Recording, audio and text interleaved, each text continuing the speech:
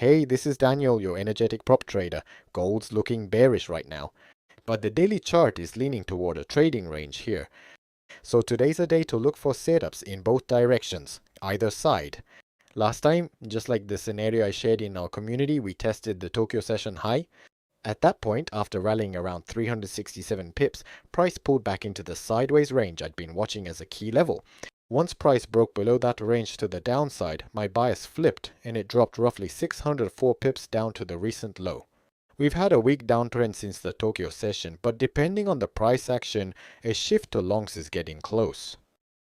Today I'll walk you through those decision criteria and the exact entry points worth targeting. So let's dive right into the daily chart now. Looking at the gold daily chart, yesterday's daily candle closed as a clear pin bar with a long upper wick right at this level. Last time I mentioned that with the range gradually stepping lower, this structure made it easy for price to keep falling. Yesterday's daily candle was an outside bar that almost fully overlapped the previous candle, so we can say price is falling exactly along the structure we mapped out. And as I just mentioned, yesterday's daily candle formed a clear outside bar. By theory, the daily chart's direction tends to get decided in the same direction as the breakout of this particular candle. Basically, on the shorter time frames, we're seeing a fairly strong downside bias right now. Keep in mind that price tends to settle into a sideways range built around the previous daily candle, and factor that into how you play today's session. Alright, let's move down to the 1H chart time frame now. Since I took yesterday off from the video, the last community stream was right around where this bullish candle formed that doji-like reversal here. So what I want to do now is take some of what I broke down for the community members at that point and share a part of that analysis with you here on YouTube as well. First thing I was thinking about was my directional bias.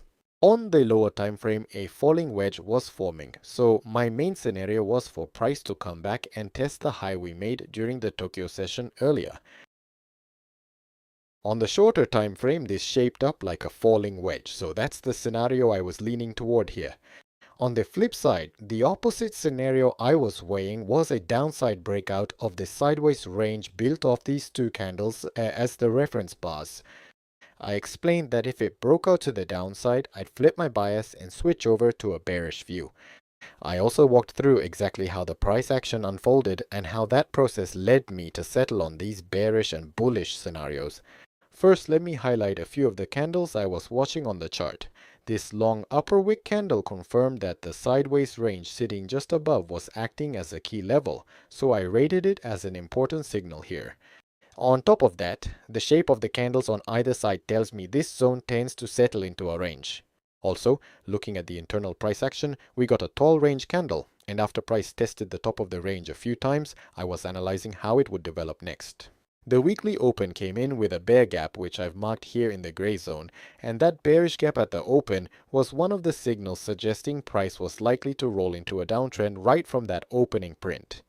After that, the downswing kept extending, and as I mentioned earlier, it was shaping into a falling wedge. On top of that, there was a second reading here too. These two anchor candles opened up the possibility of a sideways range forming, so at that point we had two valid interpretations to work with on the chart. If the falling wedge does play out, then by the textbook it's very likely to test the wedge's origin. That origin here is the high printed during the Tokyo session right on the opening move that created this gap, so that level lines up as a very logical structural point, and testing it back up there was a real possibility worth watching. On the flip side, the bearish scenario, the downswing up to that point had very weak momentum. The candles were heavily overlapping and there were a lot of doji inside that leg down. So after the correction, there was a solid chance it would roll over into clean, strong downside momentum. That's why a downside break of that sideways range looked reliable enough to short. So my bias here was to the downside. So how did gold actually play out after I sent the call? Right after publishing, we saw an attempt to test the Tokyo session high. Price broke above the doji to the upside, but the follow-through fizzled out. It stayed trapped inside the sideways range of those two anchor candles. The breakout failed, and from there price reversed lower. At that point, odds strongly favored a drop to at least the lower edge of the range, and sure enough, this bearish candle closed right after probing that lower bound. Once price broke out, I flipped my bias back to the downside. Perfect timing. Downside momentum clearly picked up, a fresh bearish swing formed, and from there we confirmed a move down worth a full 604 pips. After that, price stalled twice around the same level, flipped the trend, and once a strong bullish swing formed, it linked into that recent weak downtrend on the Tokyo session. Now for today's Trading Lab members only breakdown, I walk through 3 key points. Short-term rally selling stays the priority, that's why I called for a downside bias early on, and I explain exactly why. On the daily chart, price is likely to keep drifting in a range.